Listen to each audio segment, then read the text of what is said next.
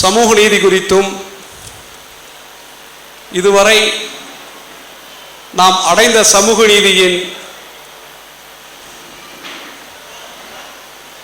எல்லை குறித்தும் இனி நாம் செல்ல வேண்டிய அல்லது பெற வேண்டிய உரிமைகள் குறித்து விரிவாக உரையாற்றுவதற்கு பல்வேறு அரசியல் இயக்கங்களைச் சேர்ந்த நீண்ட நெடிய மக்கள் போராட்டங்களை வழிநடத்தி தமிழகத்தின் உரிமைகளை பெற்றுத்தந்த நமது தோழர்கள் வருகை தந்துள்ளனர்.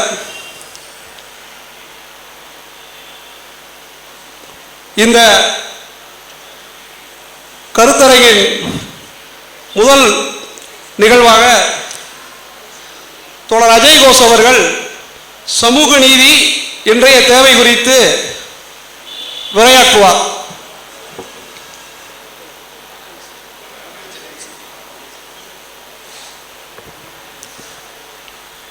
நமது உறவினர்களே,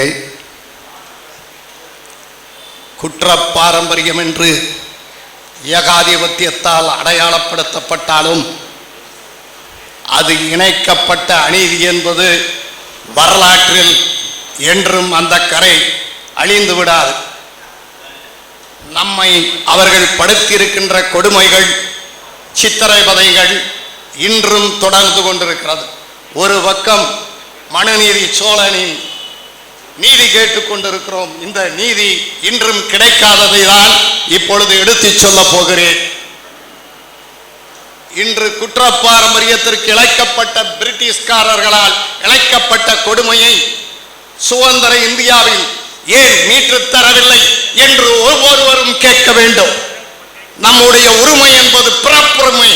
இந்த நாட்டுக்கு, தேசத்திற்கு அர்ப்பணித்து இந்த நாட்டுக்காக போராடிய கூட்டத்தினுடைய பழங்குடி மக்கள் தான் நீங்கள் எல்லாம்.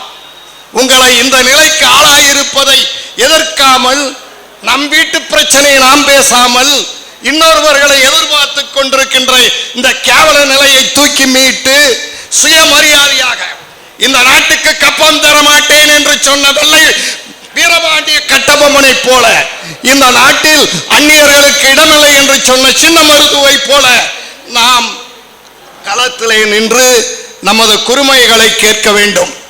இந்த இந்திய அரசியல் சட்டம் தரப்பட்ட உரிமையை மறுக்கிறவர்களிடம் நாம் நம் உரிமையை கேட்கிறோம். ஏதோ யாசகங்களோ பிச்சைகளோ அல்ல. இங்கிலாந்தின் ஏகாதிபத்தியம் நம்மிடம் மன்னிப்பு கேட்க வேண்டும். நமக்கு இழைக்கப்பட்ட கொடுமைக்கு என்ற தன்மான உணர்வு வேண்டும். அது எந்த ஜாதி, மதம், இனம் என்று இல்லாமல் ஒரு மனிதனுக்கு இழைக்கப்பட்ட கொடுமைக்கு நியாயம் கேட்பதுதான் சமூக நீதி. தேர்தலுக்கு தேர்தல் தலைவர்கள் வாக்குறுதி தந்தாலும் செய்ய மறுக்கிறார்கள். பழங்குடியினத்தை பிரித்து வைத்திருக்கிறார்கள். நீ நீர்ல மீன் பிடிக்கிறவன், நீ காட்டில் இருக்கிறவன் என்றதெல்லாம். இதற்கு நியாயம் வேண்டும். ஏன்னா இன்னைக்கு குடிக்கிற நீரிலிருந்து இருக்கிற வீடு வரைக்கும் எல்லாவற்றிலும் கலப்படமாக புவியின் வெப்பத்தால் மனிதனே சொல்ல முடியாத கொடுமைக்கு இயற்கையில் வாழ்ந்த நமக்கு இந்த கதி ஏற்பட்டிருக்கிறது. இதற்கு காரணம் இந்த நாட்டினுடைய நடப்புகள். இந்த இந்திய அரசியல் சட்டத்திலே 128 கம்யூனிட்டிகள் ST ஆக குறிப்பிட்டிருக்கிறார்கள். அது இதுவரைக்கும் தரப்படவில்லை.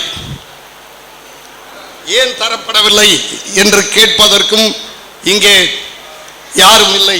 இந்த கூட்டமைப்பு இதை எடுத்து வைத்து இன்று குரல் கொடுத்திருப்பதை நாம் இங்கு ஒரு பயிற்சி பற்றையாக இதிலிருந்து கற்று அவைகளை பெற்று நமது உரிமை தர வேண்டும். ஒரு சமூகம் முன்னேற வேண்டும் என்றால் கல்வி வேண்டும், அவர்களுக்கு தொழில் சிந்தனை வேண்டும். இவைகளை தடுக்கின்ற சக்தி எது என்று தெரிந்து அதற்கான அறிவை வளர்த்து அதை மாற்ற வேண்டும்.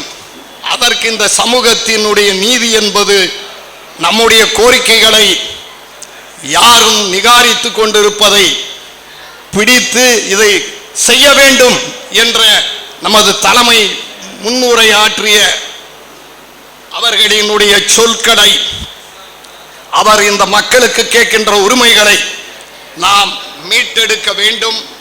சமூக நீதி என்பது பேப்பரில் இல்லாமல், மாடல் என்பது பேப்பரில் இல்லாமல் அது ஒரு மக்கள் இயக்கமாக மாற்றுவதற்கு இந்த குற்ற பாரம்பரியத்திற்குள்ள